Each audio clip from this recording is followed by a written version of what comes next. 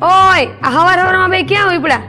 હવાર પડી નથી, નાઈટ ડ્રેસ ના ચડા પહેરીને ઉપડ્યા નથી. પણ સ્કૂલ ખુલી જાય ને તો આટલું વહેલું જાગવું ગમશે નહીં ને કઈ ઉઠશે નહીં, ધમ પછાડા કેટલા કરાવશે. અત્યારે વેકેશન છે તો હવારમાં ઉપડી જાય. દોયા વગરનું છે ને ક્યાંય જવાનું નથી. પાછા વડો બે અને નાઈ ધોઈને જ્યાં જાવું હોય જાજો. અને બારે કાંઈ નાસ્તા ખાવાના નથી. અહીંયા હવારમાં મમ્મીએ નાસ્તો બનાવ્યો ની ગળચી લ્યો બે. એટલે જ કહેતી હતી કે વાલીઓ બધા ખોટો વિરોધ કરે છે. આ કોઈને વેકેશન લંબાવી દેવાની જરૂર જ નથી. હવારમાં ઉપડી જાય. ઓય પાણીનો બાટલો કાઢીને ફ્રીજનો દરવાજો તો બંધ કર અને પાણી પીને પાછી બોટલ ભરીને મૂકજો. એમને ન મૂકી દેતા માં હાટું. તમે માનશો નહીં રંજનબેન, આ બેન કાલું એને મામાને ઘર મૂકેવી. બપોર થયું ને તો એને મામું બેન લઈને પાછા આવ્યો. મને કહે બેન તું આને હાચે મારાથી ન થચવાતા. કેવી તોભા કરાવી હશે બે.